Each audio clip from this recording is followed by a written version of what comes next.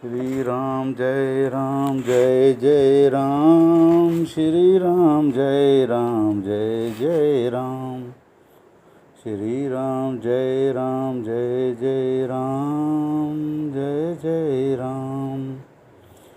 श्री खीर समंदर कथा इंसान जी बुद्धि जी वॾाई।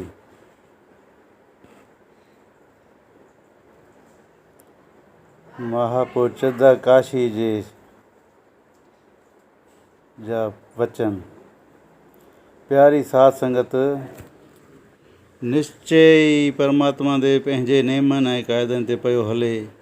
सभु कुझु हिन बख़्शियो आहे। हिन पशु ऐं पखियुनि खे अहिड़ी तीक्ष्ण बुद्धि कोन ॾिनी आहे जहिड़ी असां मनुष्य खे।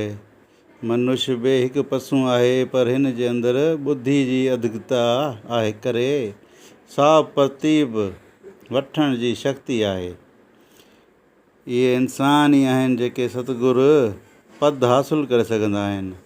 साईंदाननि हिन बुद्धि जे वसीले इजादूं करे लाभ वरिता आहिनि। डॉक्टर हिन बुद्धि मां शरीर ऐं दवाऊं खोजे बीमारियुनि जे हटाइण लाइ केतिरा उपाउ ॻोल्हिया आहिनि। अहिड़े नमूने इन बुद्धि सां वॾा संत ऐं महात्मा जन पंहिंजा तजुर्बे जा वचन शास्त्रनि में लिखी विया। वरी इन बुद्धि सां कन मनुष्यनि अहिड़ा पाप जा कम कया आहिनि जो ॿुधण सां हैरत वठियो वञे। ईअं के पापी थी विया, के उत्तम सुभावनि वारा थिया, के देवता बणिया, के अवतार थिया, त के वरी बलवान ऐं योद्धा बणिया।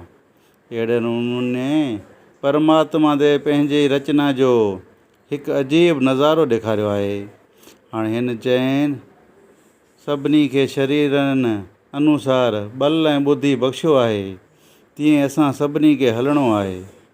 इंसान घुर त वॾी कंदो आहे, प्रार्थनाऊं बि घणियूं कंदो आहे, पर भॻवानु न्यायकारी आहे, सभिनी जूं अवस्थाऊं जाचींदो आहे। परमात्मा चवंदो आहे त हे प्यारा, तव्हां त चवंदा आहियो त हीअ ॻाल्हि बि ईअं थिए जेके घुरूं सो मिले, पर न, मां तव्हांखे ॾिसी ॾींदो आहियां। लोड़ हूंदी त ॾींदो आहियां, जे लोड़ कोन हूंदी आहे त न ॾींदो आहियां। खणी तव्हां घणियूं प्रार्थनाऊं कंदा आहियो, पर मां पंहिंजे वीचार ते हलंदो आहियां।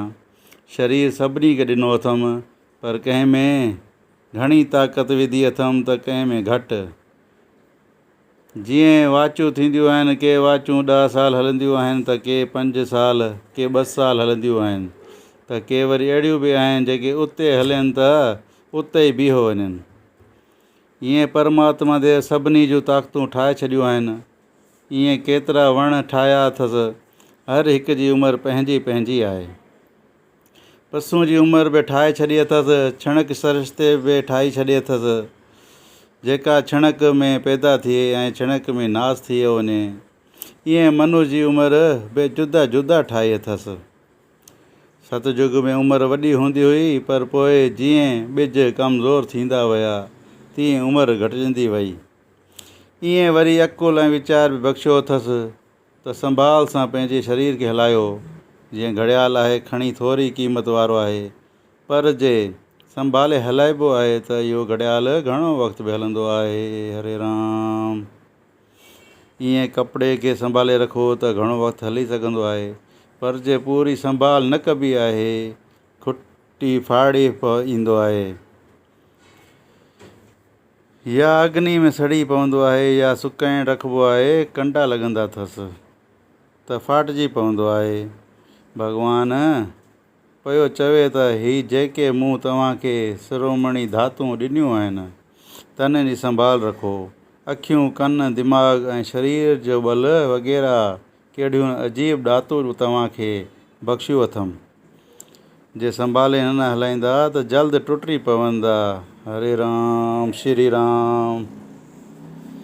ईअं सवादी चीज़ूं ठाहियूं अथमि, इन लाइ त थोरो खाओ ऐं मज़ो वठो। ईअं न त घणो खाओ ऐं पंहिंजो हाज़मो ख़राबु करियो। ईअं घणियूं खटियूं शयूं बि न खाओ, छो जो शरीर वारी मशीन जा उज़वा ख़राबु थी वेंदा। जे मिठियूं शयूं घणियूं खाईंदा त मिठी रत घणी पैदा थींदी। मिठी ऐं खटी रत ॿिए शरीर जे लाइ ठीकु नाहे, पर लूणी रत सुठी आहे। ईअं वज़न खां घटि खाईंदा त शरीर कमज़ोर थी पवंदो। ईअं विष्णु भोगन में के विषय पंहिंजी ताक़त ज़ाया करे वहींदा आहिनि। भॻवानु चवंदो आहे त मूं संत पैदा कया आहिनि त तव्हांखे इहे ॻाल्हियूं सम्झाइनि। इहे ॻाल्हियूं किताबनि में लिखी छॾियूं अथनि। जेकॾहिं मुंहिंजे चवण ते हलंदा त सुख पाईंदा। तव्हांखे ॿ क़ीमती में क़ीमती शयूं ॾिनियूं अथमि, हिकिड़ो ज़िंदगी, ॿियो तंदुरुस्ती। जे तंदुरुस्ती बिगड़जी वेंदी आहे त जीअण जो सुख ई हलियो वेंदो आहे। घर में हिकिड़ो बीमार थींदो आहे त ॿिया वीचारा कीअं न दुखी थींदा आहिनि। बीमार धंधो न करे सघंदो आहे, धंधे खे ठोकर लॻी वेंदी आहे। होॾां डॉक्टरनि जा भारी ख़र्च अची सिर ते पवंदा आहिनि। हेॾां धंधे मां उपत बंदि थी वेंदी आहे। पैसो पियो पाणी वांगुरु वहंदो आहे। न रुॻो पाण दुखी थींदो आहे ऐं घर वारनि खे दुखी कंदो आहे, बल्कि पाड़े वारनि खे बि नुक़सानु पहुचाईंदो आहे। छो त जेकॾहिं हिकिड़ो बीमार थींदो आहे त इहा छूत पाड़े वारनि खे बि लॻंदी आहे। पोइ इहो पाड़े वारो वरी ॿिए सां छूत लॻाईंदो आहे। ईअं बीमारी वधंदी वेंदी आहे।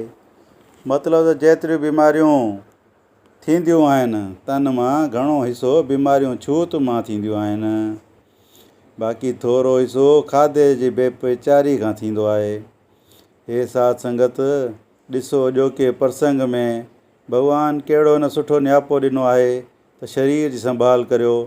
छो त शरीर तंदुरुस्त हूंदो त नाम बि जपे सघंदा, किताब बि पढ़ी सघंदा। जे शरीर ख़राबु थियो त असां जूं सभु ख़ुशियूं वयूं। परमात्मा देव डॉक्टरनि जे मुख मां आज्ञा कंदो आहे। शास्त्रनि में पंहिंजी आज्ञा लिखी छॾी अथसि ऐं संतनि जे मुख मां बि चवंदो आहे त पंहिंजे शरीर जी संभाल रखो, पंहिंजे ताक़तुनि खे ज़ाया न विञायो। खाधो संभाले खाओ, घर जी संभाल रखो। किन जॻहनि ते न वञो। को माण्हू चवंदो आहे, साईं मां चङो भलो हुउसि, घुमणु निकितुसि, वरी शाम जो आयो आहियां त बीमार थी पियो आहियां। अड़े भाई, जंहिं माण्हू सां तूं गॾु घुमे तंहिंखे लेस ऐं ज़ुकाम हो, पर उन जी छूत तोखे लॻी वई आहे। हिन में जेके जर्म्स यानी जीवड़ा हुआ से तुंहिंजे नक जे रस्ते अंदरि विया। बाजे खे चवंदा आहिनि, साईं फलाणे माण्हू क़ब्रिस्तान में पेशाब कयो त जिन भूत चिपटी वियुसि। अड़े प्यारा, क़ब्रिस्तान में ॿियो को जिन भूत कोन हो।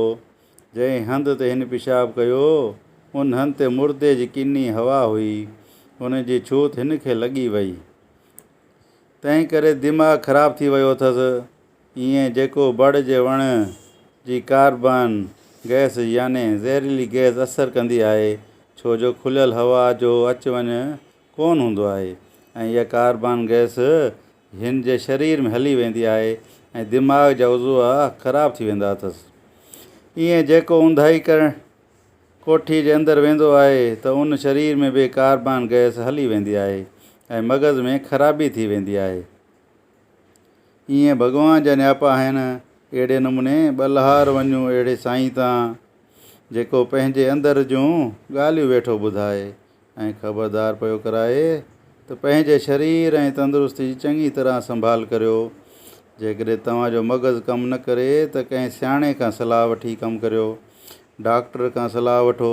तंदुरुस्ती ऐं शुद्ध ॿुद्धि जे बारे में अहिड़ा अमृत भरिया नियापा अॼु भॻवानु पियो ॿुधाए। अहिड़ा नियापा असीं सभु धारण करियूं ऐं सुख पायूं। हरिओम, शांति शांति।